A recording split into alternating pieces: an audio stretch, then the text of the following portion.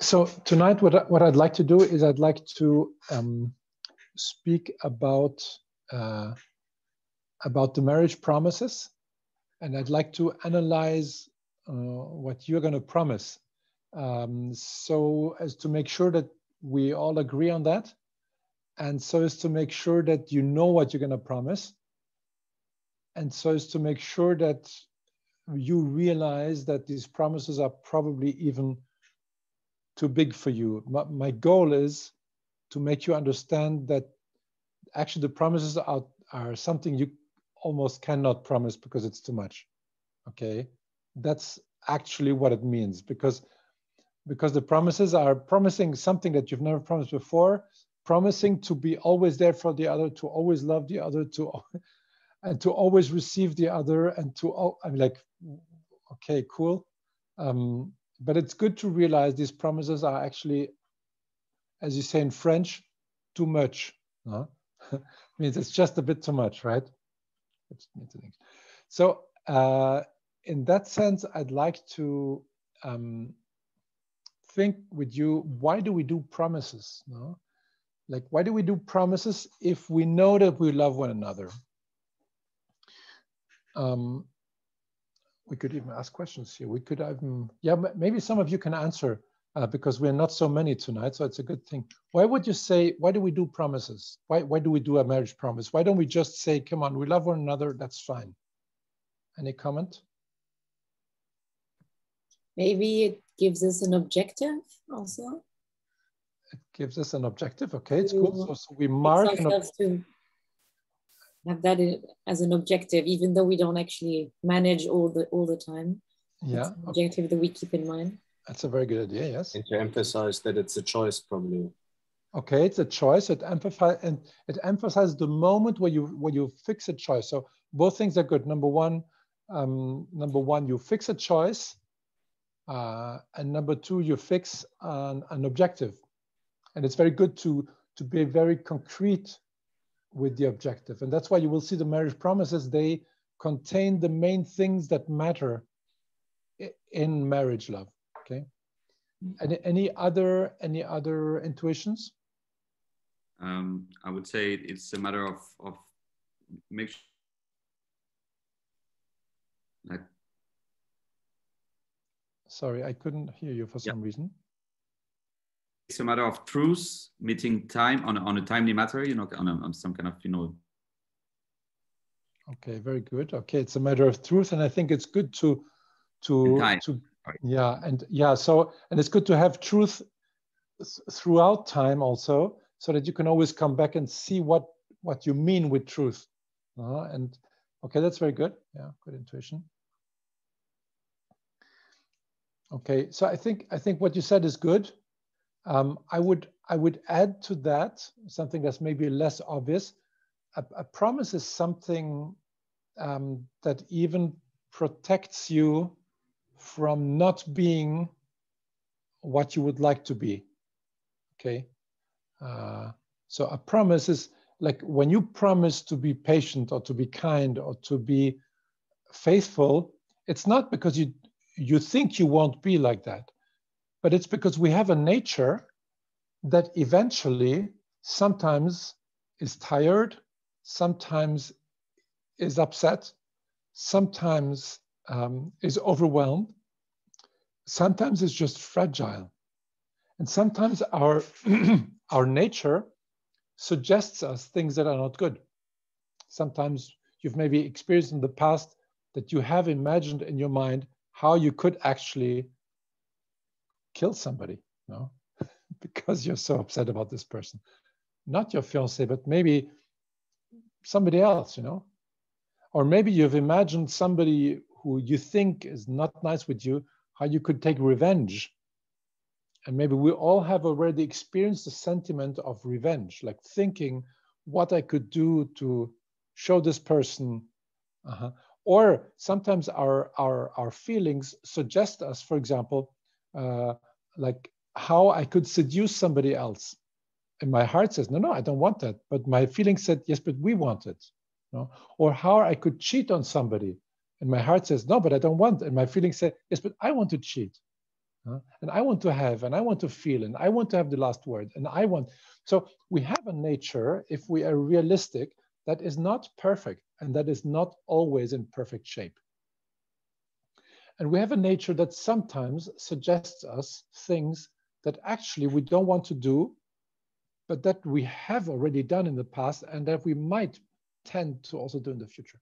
So a promise in a way is remembering who I want to be and fixing that, as Louis said also. It's making a moment of truth that carries you through the future also. And in a way, so a marriage promises something that reminds you what you want to be, and it reminds you of who you are, and it reminds you of what is good and necessary so as to live as a good couple. Okay, so in a way, a marriage promise is a protection. It's a protection. It's good to define yourself, and so as not to stay vaguely opened and trusting in our goodwill, because that's very naive to do that. Like we need it. I mean, even think of it, even Jesus, and that's an amazing reality. If you think Jesus, his will was always united to the will of the Father, always. But he wanted to be so much like us and so much teach us how to handle life that he allowed, so to say, that he would even feel in his heart rebellion against his Father and even rejection against his Father's will. Okay? So that you would never have to feel ashamed of feeling rebellion against the person you love, of feeling even rejection against the person you love, of having bad feelings towards a person. That can happen. It can happen towards your parents, it can happen towards your brother and sister, and it might also in the future happen towards your spouse, because life is like that, and life puts a lot of weight on you. And you know, when you take the head of a person and you push it underwater, well, for the first 10, 20 seconds, you might be calm, but after 40 seconds, you start moving. And even if the person who pushes you down loves you, if this person pushes you down for a minute and a half, you can perfectly break this person's arm, okay? Because you panic. And this condition of being underwater and having no oxygen, maybe you have already experienced it, not underwater, but in a stress situation, in a fear situation, in a panic situation. And you're capable of doing anything that you could not imagine now. So it's good to have, so to say, a few rules that you agree upon, and that's in case of trouble, they hold you, they remind you, they protect you, they give you a direction. Okay? So that's just realism. The question is not so much, are we going to have problems? The question is simply, when are these problems going to happen? And not because the two of us don't love one another, but because nature is like that, and because there's an enemy of couple who's the devil, and he does not want good couples walking around in the streets. He doesn't like that, because that reminds everyone on what life is about. Okay? So, and so Jesus, in a certain moment on Gethsemane, actually in the Garden of Gethsemane, the night before he was crucified, in his heart, he said, Father, I don't want this. And he felt rejection against the Father's will. And he did that also for us, so as to show us what you do when you feel rejection. Even in case if in a certain moment, because of certain circumstances, your feelings could be completely against the other person, and that can happen because it happens to half of the couples in the world. Let's be very frank, you know, half of the couples get divorced, so there is something that's a problem. So that to know what to do, and not to feel bad because my feelings sometimes do bad stuff or suggest bad stuff. But what did Jesus do? He said, okay, now in this moment of feeling rejection, he said, I trust more in my promise than in this feeling right now. And I trust more in what I decided than in this moment right now. So he held on to the promise of fidelity he did, so to say. And he said, not my will, but your will. So the marriage promise, if you've well assimilated, will actually save you many times. It will not save you from doing bad stuff, but it will probably save you from not being a high quality couple, from not being a top spouse, from not being the best spouse possibly. The marriage promises will protect you from that. Okay, they will remind you of who you want to be. Okay, so it's important to see the promises really when you walk into the church also, to see them really as something that will protect you and that will carry you. Then there's another point. Like when I was ordained priest, and also like in different moments before my ordination, which happened after 10 years, and in the years before, every few years we do promises of poverty, chastity, and obedience. Now, we prepare for these promises for a long time, and the first time you do them, you prepare for a whole year, trying to understand, to assimilate, to make these promises your own, not just something you read. And now what's important in marriage, when you prepare for marriage, is that these promises that are very powerful formula, that you assimilate them fully and you make them your own, that they belong to you and that they express not what's written in there, but that they express what's written in your heart. Okay. So, and you do that by reading them, meditating them, reflecting on them alone, as a couple, with friends. That's super important. Not just like until 4 or 5 years ago, I didn't have the idea to have the couples actually say the marriage promises ahead of time. And then I had Philippe and Caro, Philippe Lambourg-Stirom and Caro Nijperk. So it's good friends, and I know both of them since they're small. And they told me that the parish priest, when they asked whether they could use the church, he said, okay, you can have the church of Saint-Emilion, but you have to promise me that you will say the marriage promise from now on every day until your marriage. Wow, and that was 1 year before. And he was so decisive in his way of saying that they thought, oh, I guess that's the way it is, and that's the way it has to be, otherwise we won't have the church. So they literally said every day the marriage promise to one another during the whole year of preparation. And so the day of the marriage promise, the day of the wedding, which I did, it really came from the bottom of the heart, and they had really assimilated it. Now, I would really seriously invite you to start saying these marriage promises already to one another. To start filling them with yourself and filling them with meaning, so that when you can say, for example, here you can say, Alexandre, moi, Alexandre, or I, Alexandre, take you, Jane, as my wife, and I give myself to you. I promise to be faithful to you for better and for worse, for rich and for poor, and sickness and health. I want to love you all the days of my life. Now, in a way, obviously we mean that, but they're full of meaning that we still have to assimilate, and we still have to appropriate to us. Okay. So basically, what happens when you prepare these marriage promises, the more you meditate on them, you read them, you make them your own, you try to understand what the words actually mean. What does it mean, I receive you? And what does it mean, I give myself to you? What does that mean? What does it mean for better and for worse? What situations does it? What does it mean in sickness and health?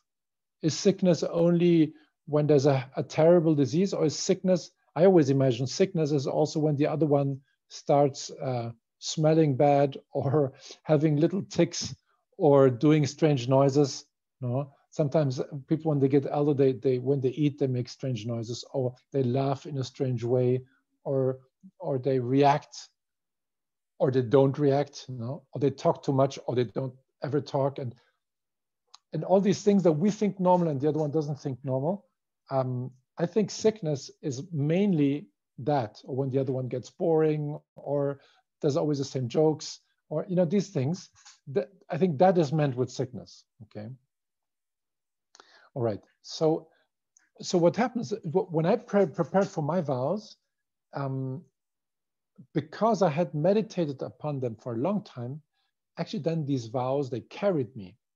It's like when you form a habit. To form a habit is difficult, but once you have formed it, it's going to carry you. Okay. So being faithful, which means more than just not going off with another person, the more you assimilate it and learn it and practice it, the more it's going to carry you. Okay. Patience, forgiveness, kindness,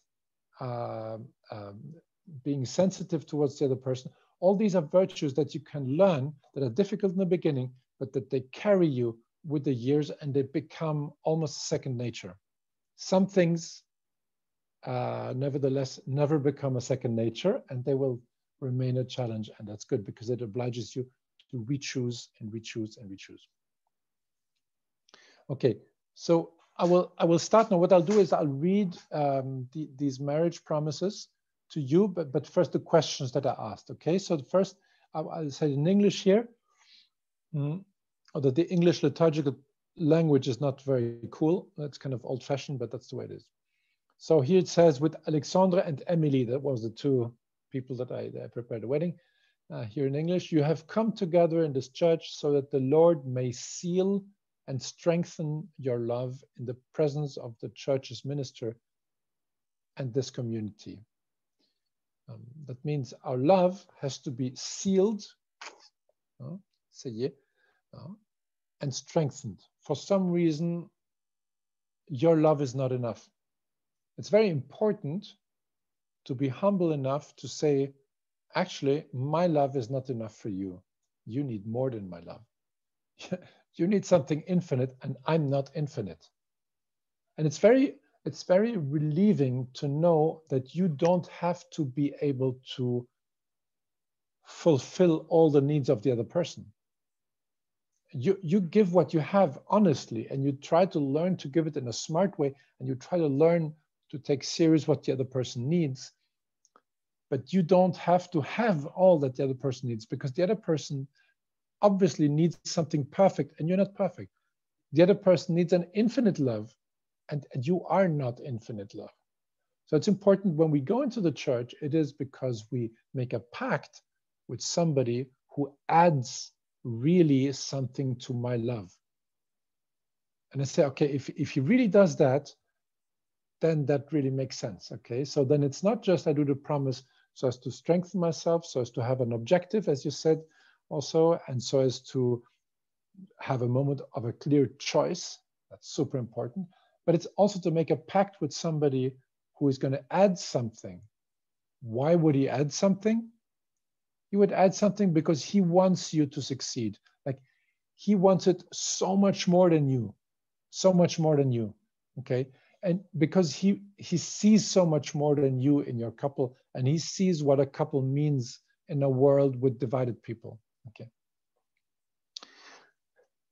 Then he says, Christ abundantly blesses your love. He has already consecrated you in baptism. That means in baptism, as we said last time, we already in a way belong to God. Our life does not belong anymore completely to us. We've made a pact with God that we're going to try to learn how to love as good as possible. And now he enriches and strengthens you by a special sacrament so that you may assume the duties of marriage in mutual and lasting fidelity.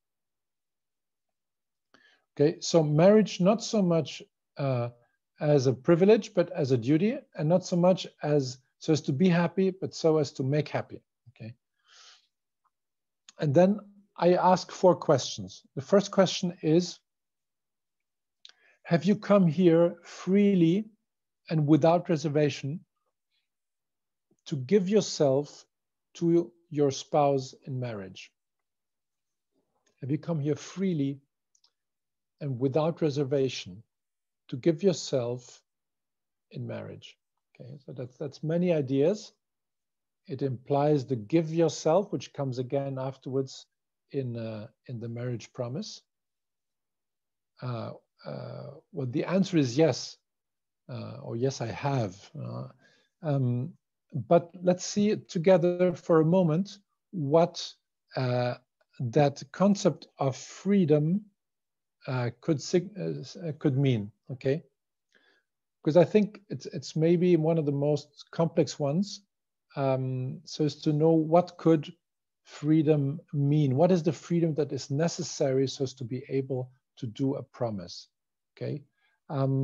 If some of you want to give me some input, I would like to hear what could you imagine? Okay, try to imagine a couple, Jack and Jane. Okay, what could make that they are not completely free? That there's different forms of not being completely free. There's different dimensions of that, but let's try to do just a brainstorm. What could mean somebody is not completely free?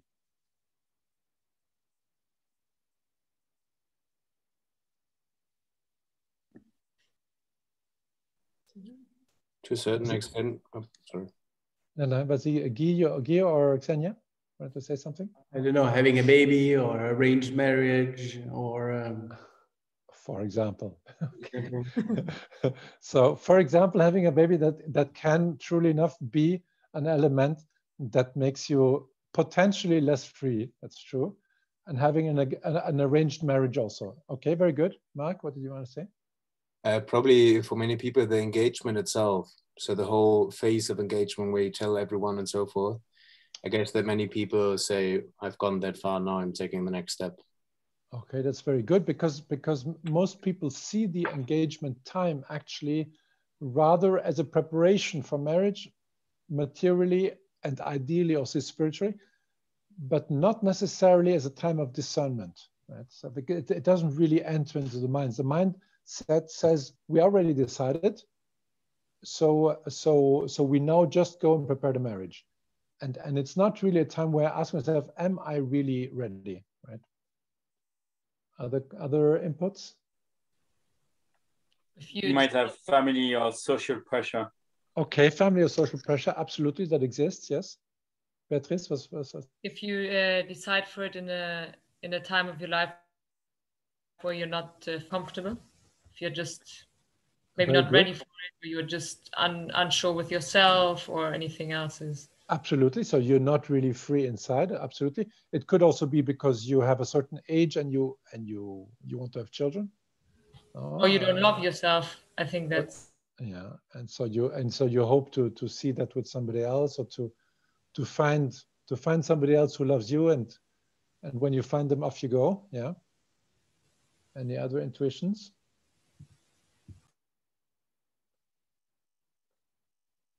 Okay, so I think it could also be, for example, one can, as Guy also said, one can get married for the wrong reasons.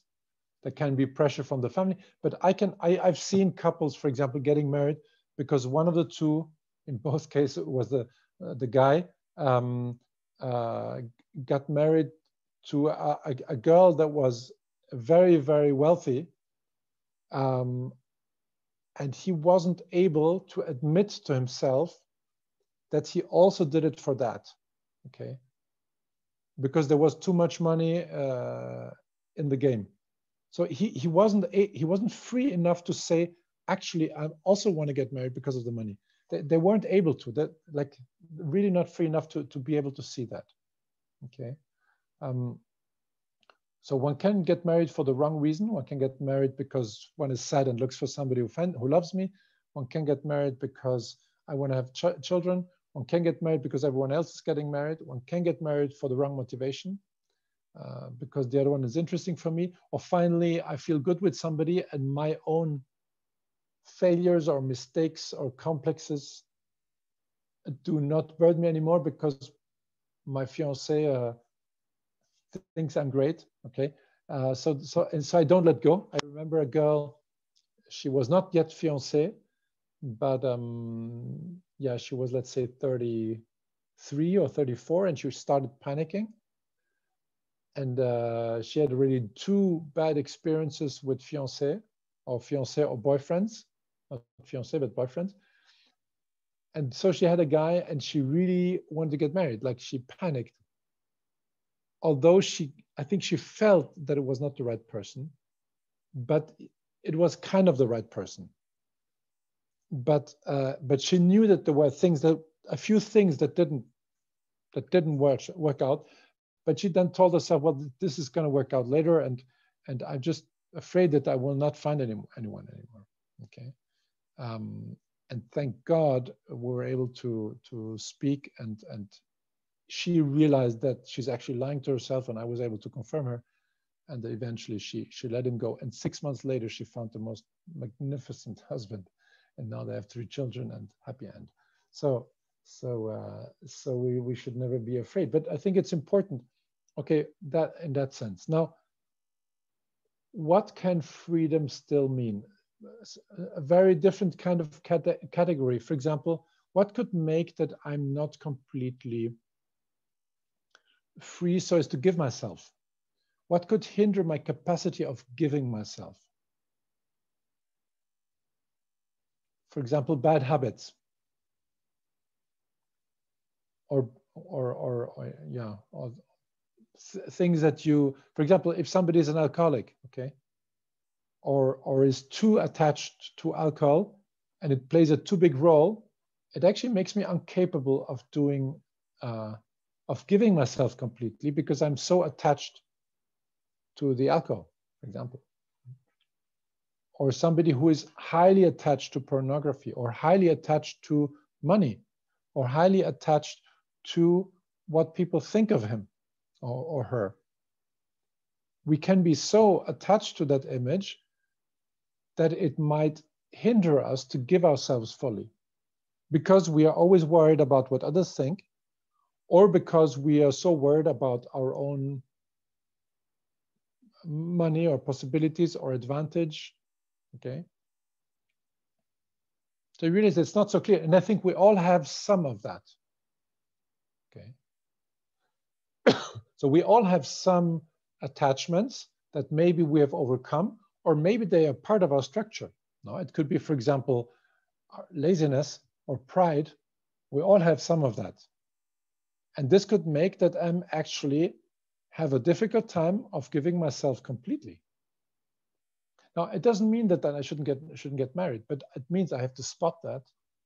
I have to realize that, and I have to work on that. I have to build muscles, because my spouse will have to bear that. Okay.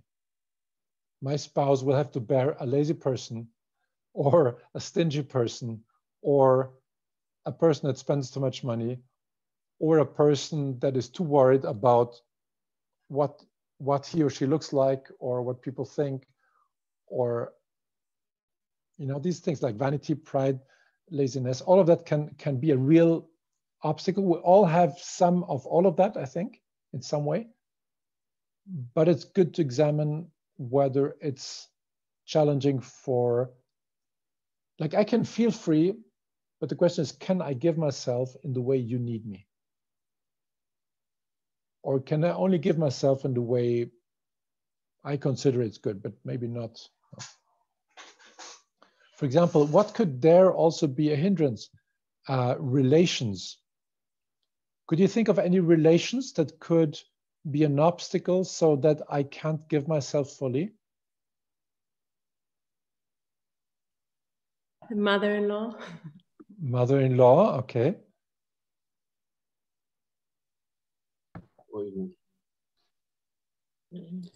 I think we spoke about it already in a 202, where we said that it could also even be parents or something, that there might be daughters attached to their fathers, or sons with mothers, often that they have a too strong relationship. Absolutely. Don't actually let the other person in. Absolutely. I mean, that is a serious reality that exists much more than you would like to believe. So I think the mother-in-law or the father-in-law, whatever, is a challenge rather that I have to that's really something that your fiancé has to fix. Okay, your fiancé has to fix his relation with his parents, so that the parents know that when we get married, it's a bye-bye celebration. Okay, it's a celebration of farewell. I guess also maybe like friends, or ex-boyfriend or ex-girlfriends also. Absolutely. I guess some people keep close relationships with them. Yeah, I've seen all of that. I've seen a guy who got married and actually he never really completely cut with the relation before, but like I didn't know that. And I actually know several persons like that, and that eventually broke up and got married with the ex. But then also what you said. So I think the relation with the parents, I've seen several couples where there was a girl-father relation or a boy-mother relation. This even becomes stronger sometimes when the parents are divorced, because sometimes when parents are divorced, they have, in a way, a manipulative way of handling the love to their child. And sometimes the child is so affected by that the child really does not want to hurt the parents. Okay, so by all means, I don't want to hurt my parents. And I've seen couples not getting married and postponing for a year because the parents of the one that they made a huge problem, and the guy listened more to his parents than to his fiancée. So this is just a normal thing that can happen. And I think we all have to have a look in how far the relation we have with our parents is healthy. Most probably it is, but it's very important to examine that. It's very important to think, if I would have to abandon somebody, would I abandon my father or my mother so as to go off with my fiancé? Would I be ready to never see, I exaggerate obviously, but to never see my parents again if I would have to choose between my fiancé and my parents? I put it very strong, not because this should be like that, but that we ask ourselves the right questions and that we think, how, like, what role do my parents play in my life? And if your parents have done a great job, then they inspire you, but they're quiet. And they're there for you. I heard once a woman, she was, Sophie de Bensman, where I wrote the book with her and her husband just before their death. And I realized that her daughters-in-law, they just so much love her. And they love going to her home. So I asked her, how did you do that? And she said, well, I learned that when my daughters-in-law are at home, I never speak with one of my boys. I always keep away from them. And I give the same attention to all my daughters-in-law. And so I completely keep out. And if nobody asks me, I don't speak. I'm there, I'm kind. And so that made that the daughters-in-law really loved to be with them. And obviously then she was able to give a lot and to share a lot. So what is important for example, a guy, he has to tell his parents, in most times he has to tell his mother, there's another number one woman now in my life, and this is going to be my spouse. And she's going to be the number one, and she's going to be the only number one. You're always going to be special for me, but I have to give her the first place. Figure out how you're going to say that, but in some way you have to make sure that this is said. This will make everything easier, okay? Like a priest once told me that he always tells the couples in preparation, marriage is a farewell celebration, okay? It's pretty strong, but I think it's good to say it. And for a girl, like I heard once a father during the wedding saying to his daughter, like after the dinner, he said, my girl, I want you to know one thing. Whenever you have a problem, whenever you need something, and I thought he would now say, well, I'll always be there for you. And he said, don't come first to us. Go to your spouse. That's what you have him for. If then together you want to come to us, we're always there for you. And I thought, oh my goodness, this is so cool. Like he completely understood what this is all about. Okay. So first go to your spouse. That's where you solve things. As a couple, together go turn to God. That's where you solve things. And then together you can go and ask the ones or the others where you know that they're good counselors. Okay. So, but what's important is to say, okay, I have to change all the relations that I have. I cannot dedicate the same amount of relation time exactly to my parents as I did before, because now I have a new number one in my life. I cannot have the same amount of time for my brothers and sisters. I have a new number one in my life. I cannot have, as you well said, also the same amount of time to friends, even just not even ex-boyfriends or girlfriends, but any kind of friends. No, I have a new priority now. I have a new priority. And I think it's important to analyze kind of your surrounding and just to try to think if that is safe, like if they know it, and if there's persons that could maybe be challenging there, and if there's persons whom you would feel bad to say, well, no, and like to rather turn to your spouse or to rather turn to your friends.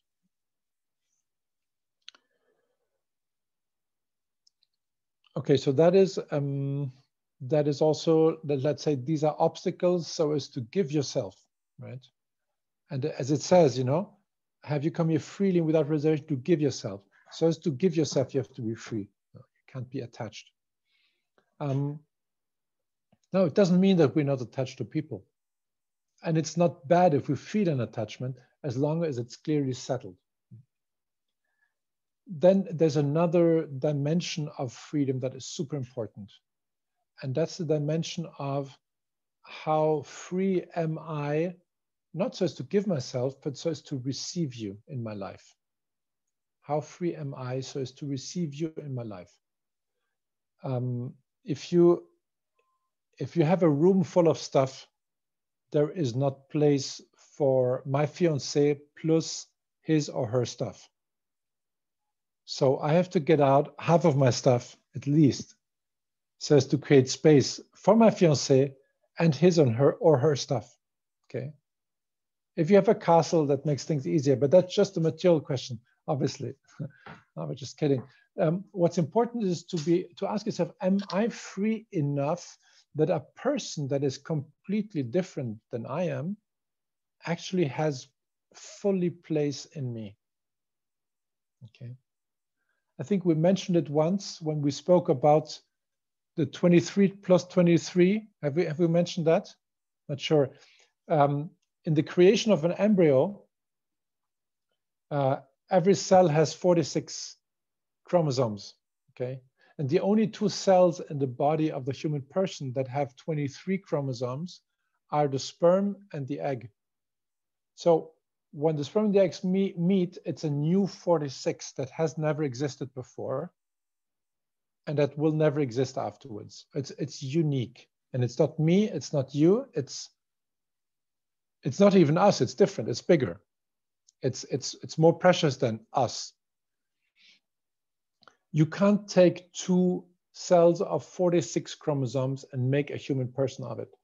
You have to have, for the beginning, two cells of 23. So all the other cells have 46, but you can't push together two 46s. You have to have 2 times 23, and then it creates a new 46. Otherwise, it's just going to be a copy paste, and it's going to be a couple where two people live together, but they remain two people next to one another. And what you're looking for is two people that become a couple, a new reality, one path together, okay? A new institution, so to say, a new identity. Not me with you in my life, no? Or you with me in my life, but really something new that learns to handle new how we handle our time, our money, our friendships, our faith, our relations. We have to learn that new together as you're learning it, obviously. Now, in that sense,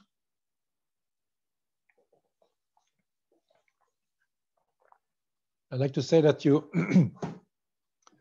that you have to slim down. Now, many times women always think that they have to be slim. And so it's good for the husbands to say, well, that's obviously not the most important thing, because I love you the way you are, and I will always love you the way you are. It's very important. But if you want to slim down in something, slim down rather from 46 to 23, so that there's place in your life for another 23. Okay, so try to think, what in my 46 now is too much? What in my 46 now can I throw out? Like when you're in a balloon and you're going against the mountain, well, you better throw out a few things that you are able to go over the mountain. And if you want to live together, okay, what in my heart has to create place? For example, you can say, well, my job, if I work, my job plays a huge role. And my job obviously will not change. And the amount of time and love and energy that I will put in my job obviously doesn't change. That could be fine, but that could be a huge problem. So is there enough place in my life? The way I use my time, the way I see things, so try to see also free enough from exterior circumstances, as we said in the beginning, free enough so as to give myself, free enough so as to have enough place for somebody who's different to live with me in my life and be part of me, or me part of him or her. Okay, so as you see, freedom is not so automatic. It's something quite challenging. And I would like to invite you to seriously sit down together, and also alone, and to reflect on these three dimensions: exterior circumstances, my capacity of giving, my capacity of receiving. Okay.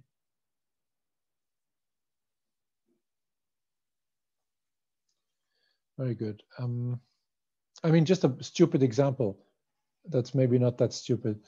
The other day, I heard of a couple that I married since 4 years,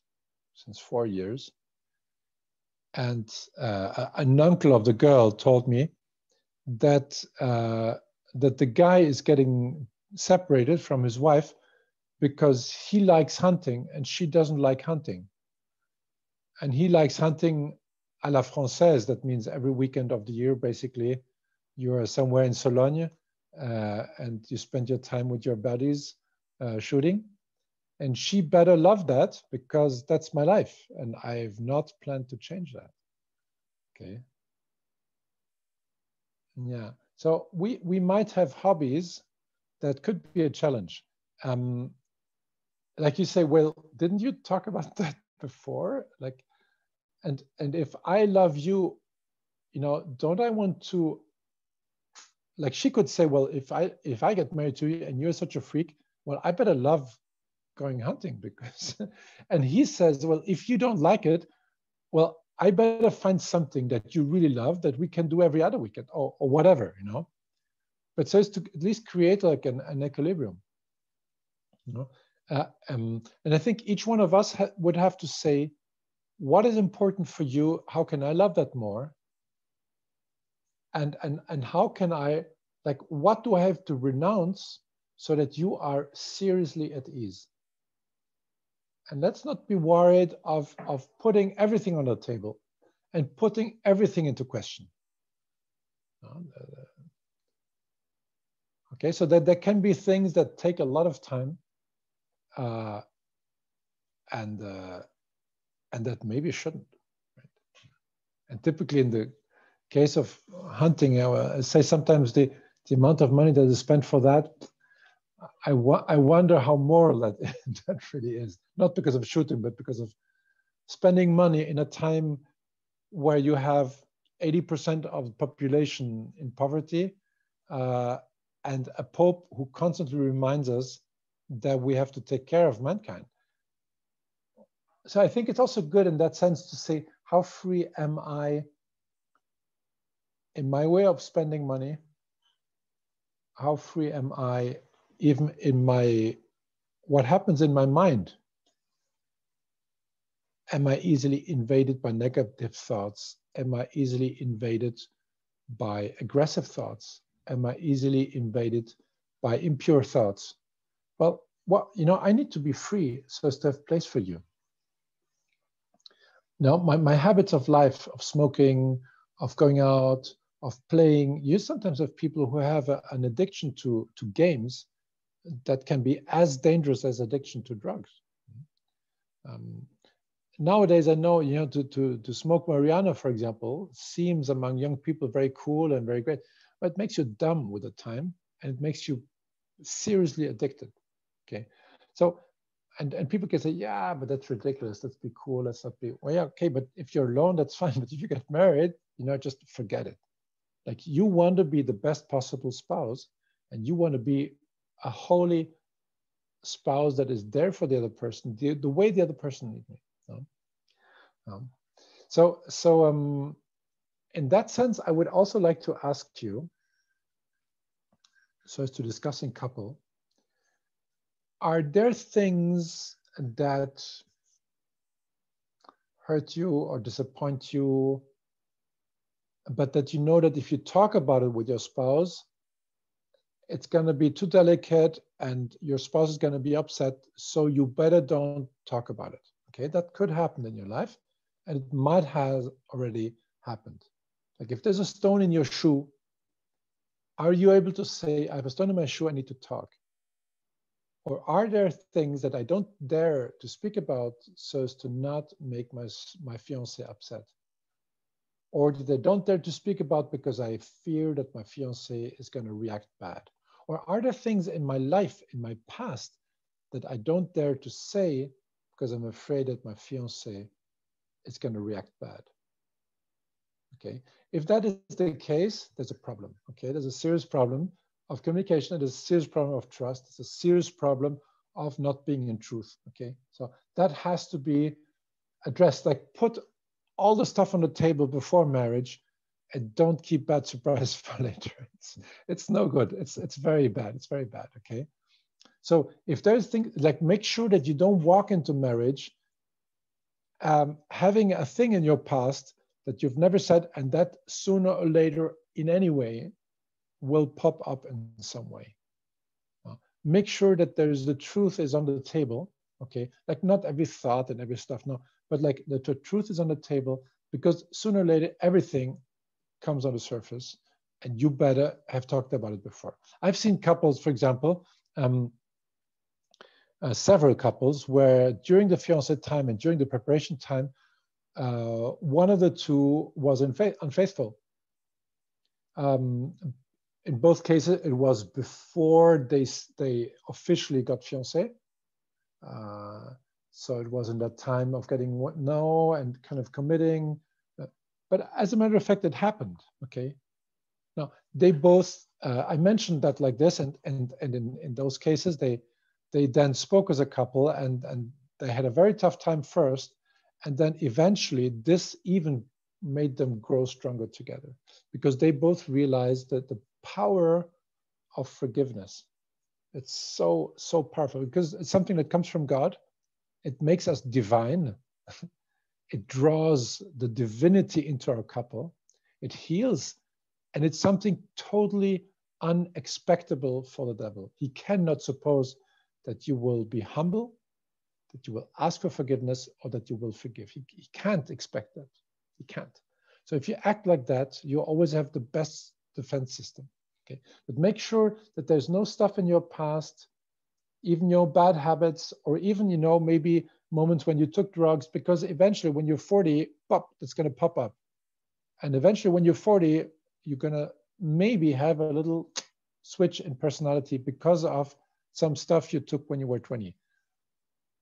It's not always like that, but it's sometimes like that, definitely. So better make sure that we know what we're talking about, and that you know well the horse you're going to buy, no? Or the horse your spouse is going to buy. Okay, and don't be afraid. Like, don't be afraid of not being perfect. Don't be afraid of having dark spots in your past. Don't be afraid of being a sinner.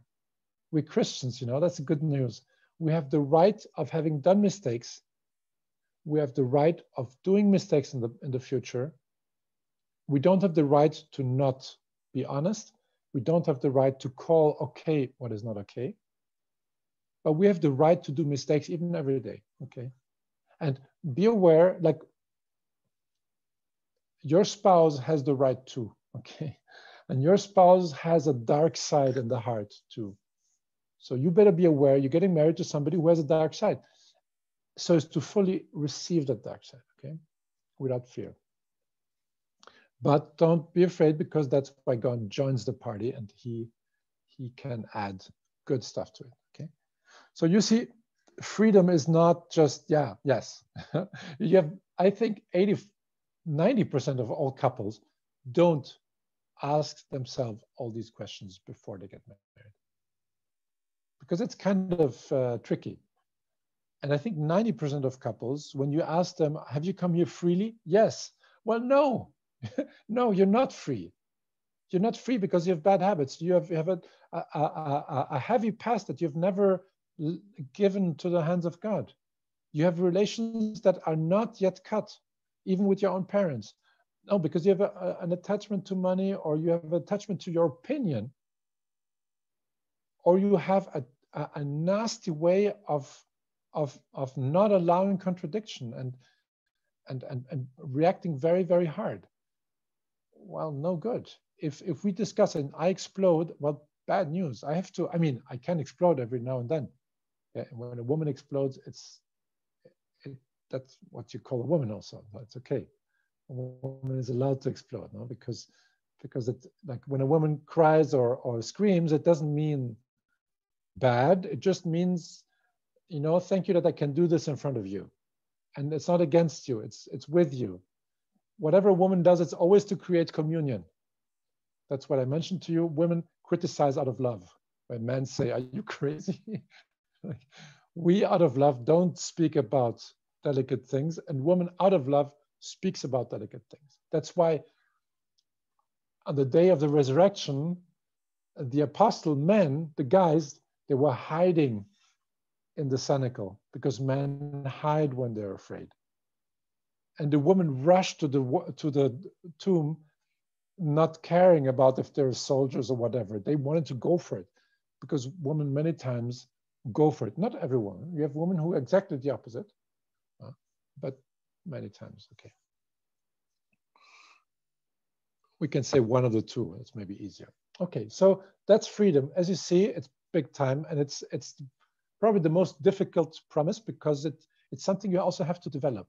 And as you said also in the beginning, like having a child obviously is something that makes you less free. I think in your case, you have done a very, very good time of discernment, and that's good. It can actually then allow you to, but you have to ask you the question even stronger, and you have to ask all these questions even stronger. Now, I would also say, living together with somebody before marriage, you can say, well, I feel free, and that's cool. But my question is, am I making you free? Am I taking care that you are the most free person possible? Well, probably if I live with you, no. And I'm not saying this to criticize, I'm just saying this objectively. If you live with somebody, well, you make this person less free. Then you can work on it, you can discuss all of that, but as a part as a starting point, actually you make the person less free, not with bad intention, but as a matter of fact. Okay, because it's more difficult for the person to leave. And if you have had since many years or since a certain time sexual relations, it's not that they're bad. No, they're good because they're made by God, and God made them for being good. But as a matter of fact, you're creating cement between the two of you that actually make the other person less free. We have to be very, very clear here. Okay. Now, if we're well decided, if we know where we're going to, it means something different. Okay. So, but when the church suggests not to live together or not having sexual relations, it's not because sex is bad. No, God says no, it's made by God, so it's good. But simply, and you know that if you've had relations with another person before, there are real links that are created, and it doesn't make things easier. Okay. And we all, in a way, have a sexual past or a sexual history that in a way contains mistakes that we've done. All of us. Right? All of us learn to handle it in the wrong way, probably more or less. And all of us have to always constantly continue learning. So also that is something that can make me less free.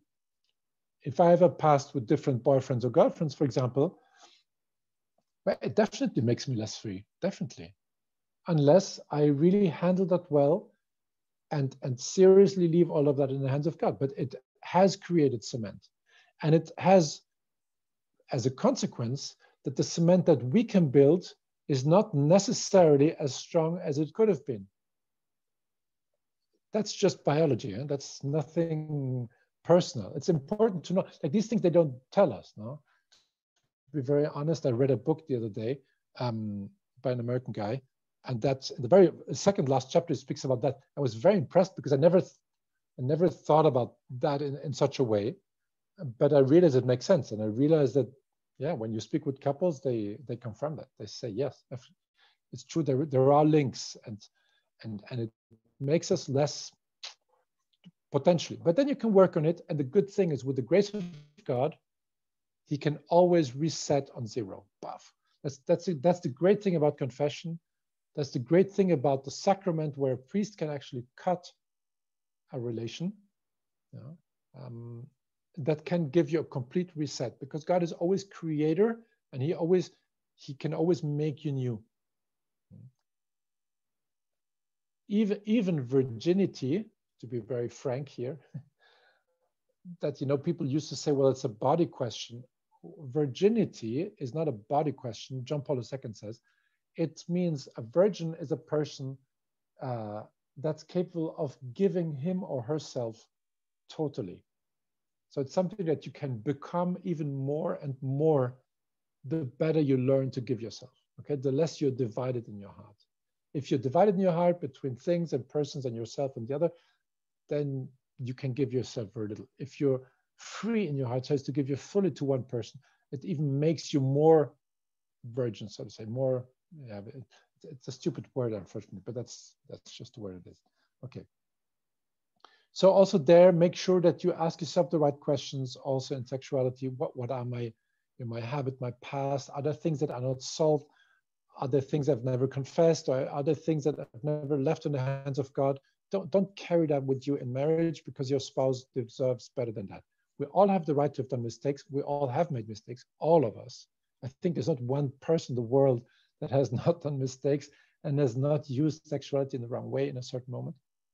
We have the right to do that, but we have the right also the opportunity to start again. And that's the great thing. You're going to have a sacrament, and God wants you to learn to live that full power the best way possible, and the way God meant it from the very beginning, so as to be witnesses of that this is really good. Okay, but it's really good when you live it really well. Okay, so as you see, freedom, it's made us talk for 1 hour. Okay, and I hope it makes you talk for a whole life, because freedom will also mean throughout your life that your spouse can always come and say something and will never get a bad reaction from me. Okay, then you're respecting your spouse's freedom.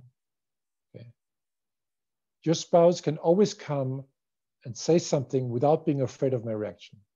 That's a big issue. Okay, now we can make an agreement that the spouse can, not at every hour of the day maybe, but in certain moments where I'm well prepared, that can be smart. Okay. But because it's important to be able to also, sometimes the one or the other one needs preparation time to know tomorrow we're going to talk about tough stuff. Tomorrow at 5 p.m. Okay, I'm ready. But if it's any time now, some might panic, and sometimes men panic. Sometimes also maybe women, but I know it more from the men's side. Anyways, good. So freedom. Yes. Are you free? Yes, I'm free. No, you're not. Okay. So it's to make sure that from here to your marriage, you become much more free than you're now. Okay. That's the great. Try to work on that seriously before you get married. So that's going to carry you afterwards. Why is that important? Because when you do your marriage promise and you are really free inside, this marriage promise is going to make you so strong, okay? Now, the next question that the priest asks you is, will you love and honor your spouse for the rest of your life? That's easy. Yes. Yes, of course. Right, exactly. So for the rest of your life, loving and honoring your spouse. And it's good to say to yourself, like, how many people I've already maybe promised I will always love you, and maybe I've stopped that in a certain moment now. And what means loving and honoring your spouse? Well, it definitely does not mean that I feel good when I'm with you. Loving and honoring means to understand who you are, to understand your needs, to understand your personality, and to understand, yeah, how to give myself to you in the right way. In other languages, instead of honoring, they use the word respect. Now, respect does not mean, well, okay, I respect your opinion, but inside I'm passive. No? But respect really means it's a way of looking at the other person. Okay, so that means when, like, for example, when a child reacts bad and the mother looks at it, well, the mother looks with respect, and the mother looks with love to the child, and will not criticize the child for reacting bad, but it will understand it. So respecting means also understanding and believing the other person. Loving and respecting the other person, so definitely means knowing the language of love and speaking it pretty well. Knowing what is different between a man and a woman in our specific case, and taking serious your needs. But I would like to speak with you about the question of the second part, which is the rest of your life. Okay, like in how far that does that actually commit me for my whole life? For example, let's go back to Jack and Jane. Okay, Jack and Jane are married since 15 years, and suddenly Jane falls in love with somebody else. Probably because Jack didn't take care of her needs. And Jack said, yeah, we don't have to talk every day and stuff. And I mean, I love you and whatever. And Jane says, but I need to. And if I can't open myself to you, and if I can't trust you, and if I can't share with you what I have, I feel lonely. Yeah, but we're together. We have a great house. We have kids. We have a dog. You know, we go hunting every weekend, or at least I go, whatever. So, but she needs that. And she can say, okay, well, fair enough. I mean, why do I complain? I really have everything. But as we mentioned it once, and the way, the place she works, there's a guy who just likes to talk without any bad intention. And she just enjoys him talking so much. And she enjoys that she can share with him and that he asks her the right questions. And eventually she will look forward more and more to going to work because there's this guy with whom she can share. And she doesn't think of anything. She just realizes she's so happy because she can do that. But she thinks it's because of the work she loves. And eventually there is an attachment that she doesn't know what to do anymore. And now her husband finds out and he gets violent, and or maybe she even cheats on him without really having wanted it at all, but boom, it happens. The husband finds out, he gets violent, he gets manipulative, whatever. And she says, I'm off. If he doesn't listen to me, if he doesn't take me serious, I'm off. Well, the man got violent because he didn't know what to do. And he realized, okay, maybe I didn't take care of her, but I love her and I would like to remake everything, but maybe she's gone. Or maybe the other way around, he's gone, whatever. My question is, if for whatever reason the other person is gone, is my marriage promise still valid or not? Do I also have the right to be happy if the other person is happy with another person? And don't try to think of your couple, but try to think of Jack and Jane, okay? Jane leaves with another person and Jack is alone. Is Jack allowed to get married again? Because Jack is now alone and Jane starts a new family, and maybe Jane has a new family, you know, already since a few years, and Jack is still alone. Is Jack allowed to get married, or does the marriage promise still count for him? Now, we could answer all kinds of things, and obviously it's pretty tough to present it that way, right? Because our common sense would say, well, I mean, if the other person is off, got married, and has children with somebody else, well, obviously this person will not come back anymore. So obviously, I or Jack would probably, from the common sense point of view, have the right to remake his life, right? I think it would be strange not to think like that. Now, obviously, from the common point of view, common sense point of view, it makes sense, and I think nobody would think differently. And nevertheless, the church says, no, you're still committed. And now we have to understand why this is the case and what does that mean and why. So maybe the commitment means more than just a pact between the two of us. Because if it's just a pact, a traité, and vertrag, well, if you cheat, well, I have the right to cheat, right? I don't know how this is in business, but if somebody has cheated in business, then the treaty is probably broken. So I can then also cheat, so to say. I'm not sure. But apparently, you see, I'm not in business, so that's why I don't know these things. But apparently, a sacrament is something different. And apparently, in a sacrament, well, something different is at stake, and not just if I have now the right to also start another life.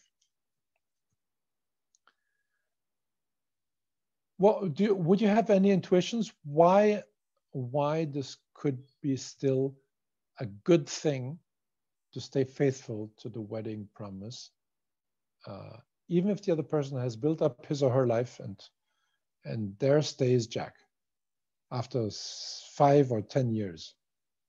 Okay, I'm on purpose kind of pushing it to the limits. But what would you say? Why does the church say you're still, you know, why does the church also mean you're meant to remain faithful to your promise? What could you mention? Maybe because to a certain extent, it keeps you from always giving the best throughout the marriage way before.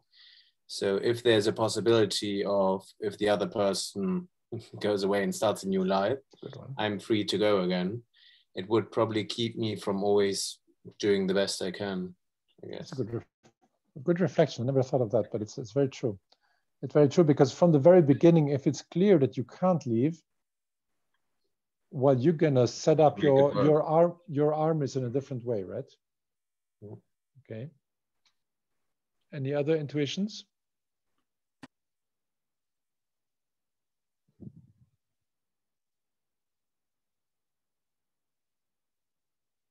If Guy, if you speak, I couldn't hear you because you have the micro, but maybe you didn't want to be heard.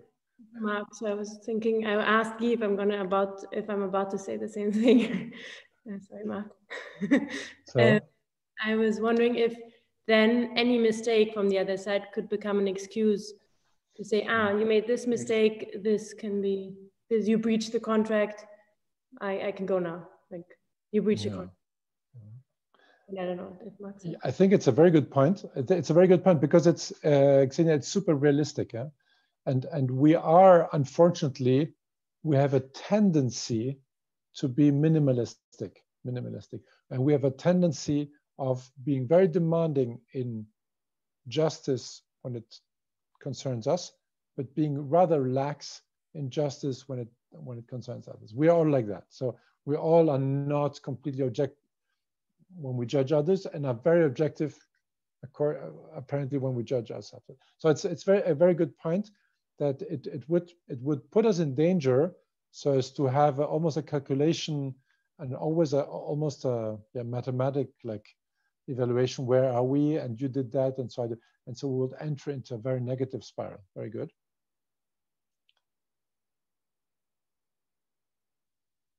Okay, I will add something to that because both points I didn't really think of them, and I like them very much. I think they're very wise and very realistic. I would like to add something. A sacrament, as we mentioned last time, is precisely more than a contract. Okay, I think the big difference between a sacrament and a contract is a contract is between two persons, and a contract can be broken. A sacrament is between two persons and the Creator.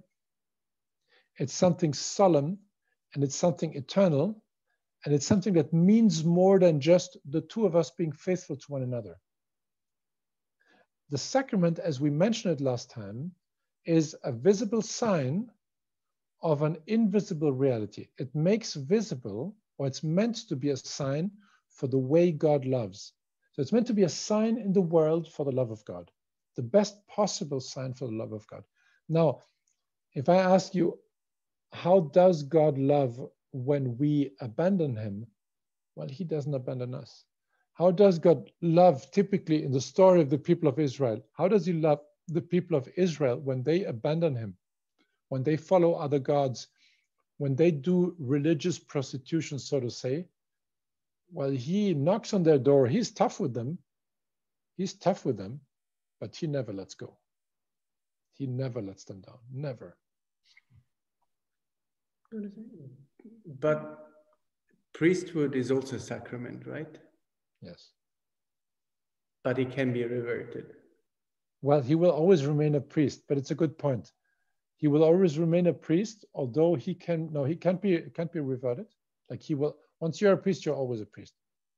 But you can be put back into lay situation in the sense that you're not allowed to exercise your priesthood anymore. If the Pope is making an exception on certain extreme cases, why the Church wouldn't be able to make exceptions on the same crazy extreme case that you Okay, very good, Guy, and I very much agree with you.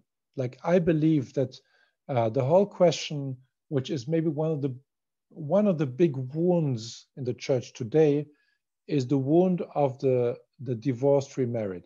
Okay, and I'll get to that right away because I think it's important, and I think it's something that your generation has to reflect in prayer so as to think together with the Church. The Church cannot think of the right answer on their own. The Church needs to reflect together with lay people, and they have to pray together with lay people, and then God will show us, because I think it's an unanswered question and it's not good. So first of all, as a matter of fact, God's love is faithful, and as a couple and as a priest, you're meant to be a sign for God's fidelity, for God's love, for God's way of loving, for his tenderness, for his commitment, for all of that. So when a person leaves, I remain a sign of the fidelity of God. Okay, so a sacrament means more than just a pact between two persons. Okay, I have the case of a relative of mine, and it's a very powerful case. She got married to a guy where she knew he was kind of weak or maybe a bit childish, but she knew that he was a great guy, but he was not completely mature yet. And he, after 7 years of marriage, started to cheat on her and started to be very, very even hard with her. So she was very clear with him. She was always very straightforward with him. She was tough with him also, but she never closed the door because she knew that if she closed the door, he's lost. And she knew that he needed her in the end so that he could be completely himself with her. That was her case, and I would not oblige anyone to do that. But what she did is she stayed faithful because she believed deeply that he would eventually come back. And she didn't do it for herself. She did it really for him. That's amazing. And he came back literally after 15 years. Okay, after 15 years. And I'm witness of that because it's a person that I know very, very well. And I, from afar, kind of followed that process when I was a kid. And we spoke a lot about it at home.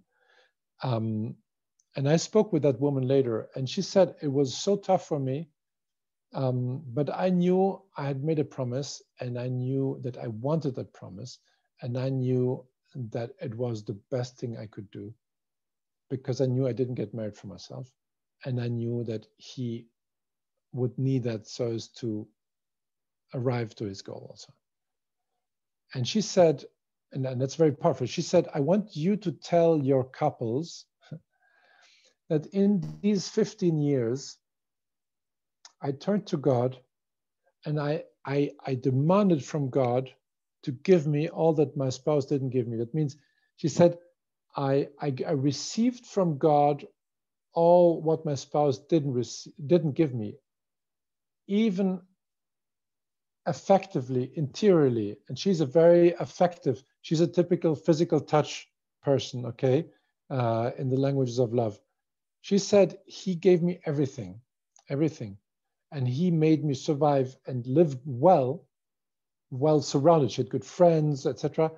Well surrounded until he was ready to come back. And I was ready to receive him. And it was from both sides a very, very big path of humility. I don't mention this, and now they're a good couple, and they're really a holy couple, and they suffered a lot, but they have become for me a sign of that love is greater than death. And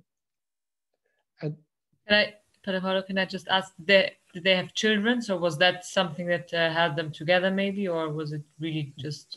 Well, they have children. Yes, they had children. And so I'm not saying that it's, sorry, and I'm not saying that it's less powerful, the story, if they would have children or not without children. Well, obviously, it's very different when you don't have children, because you might have less of something, like when you have a certain age children, you feel you can't let them go. And obviously she also did it for her children, but she definitely did it for him. And I'm positive about that. So I understand that it's different when you have children, obviously. But in her case, really, she did it also for him, because for me, she's a holy person. So I'm saying, I'm not telling you that this has to be the way. I'm just telling you that this is a witness. It's a testimony of something I lived, and it has marked my life. Okay, it has marked for me. It's one of the women with some of the biggest hearts, and the man is just a wonderful man whom I love deeply, really deeply, and the whole family loves him deeply. So the whole family received him back in the family, which is beautiful. And that's, it was also difficult for him to come back, to know that the whole family knows the whole story. I'm just telling you that so as to say God is great, and God can do great things when it seems impossible. Okay. Okay. Now to your question, Guy, I think it's a very good question. I think it's an unanswered question, because the church, unfortunately, sometimes gets caught up in their own laws and structures. Okay. The problematic is that we need clear laws, so as to, as Mark and Xenia also said, we need clear laws so as to also you have the right motivations, so as to set up our path in the right way, so as to fight for it from the very beginning, because we know that that's forever. So it's important for us. And nevertheless, the church, I think there's many couples where, I'm telling you my opinion, my very personal opinion is that that I think many couples got married that should have never got married, and that the church should be able to recognize that. In a certain amount of cases they do that, but that implies the annulation, or the nullité, the annulation, which is also a very tricky thing, because it's tricky for the children and it's tricky for everyone.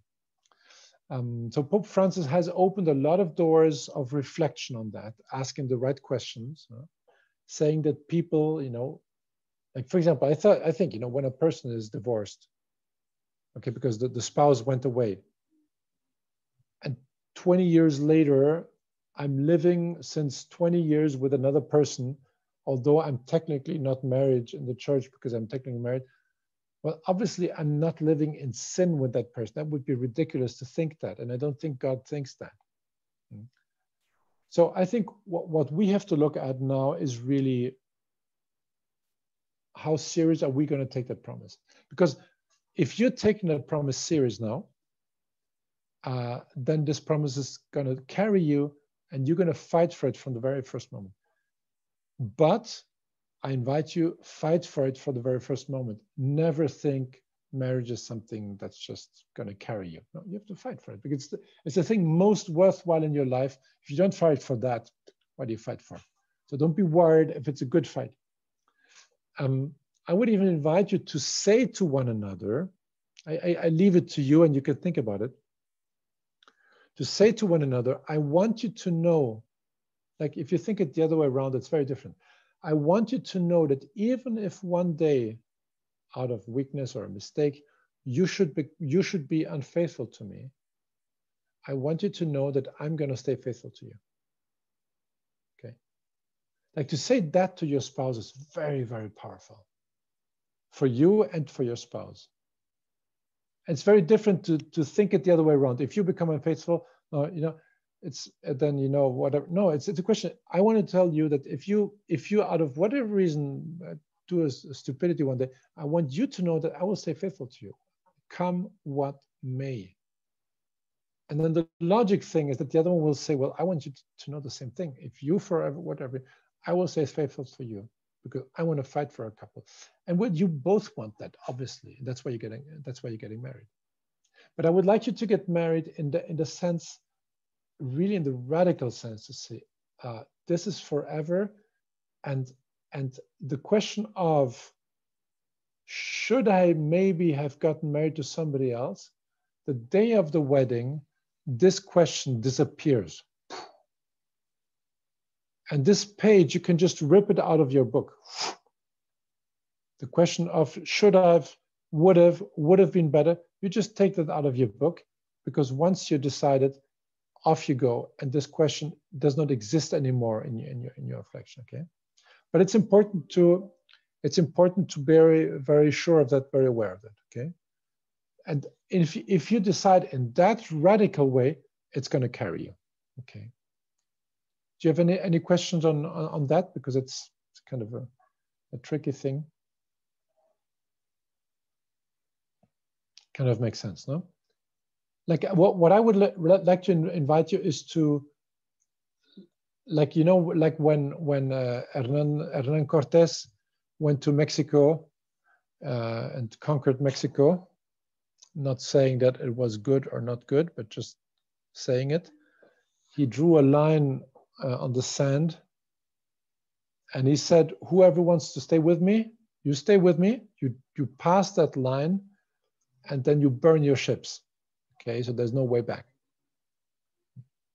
And who wants to go back now? Your ships are there. Go back now, but leave. Okay. And I think it's a good image, like to burn your bridges or burn your ships, so as to help yourself to be what you always wanted to be. So as to help yourself not to have an escape, because you want to be that kind of person, and you want to be faithful, and you want to give yourself, but you know that you might have difficult moments. And that's why you're doing the promise. See? You're doing the promise so as to already have an answer when you come to a difficult moment. Okay, when you come to a difficult moment, you can open your book and say, thank God, I've already done a promise. Oops, so I don't have to put that into question anymore, but I re-choose you with the new circumstances. And what's going to save you and make you grow is when you adapt your choice, you re-choose not whom you thought the other person is, not whom you hope the other person is, but who the other person really is. Okay.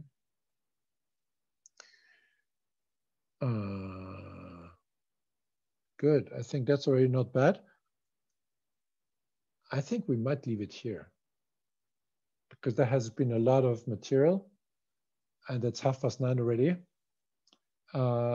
And we might maybe next time come back, speak about John Paul II, okay?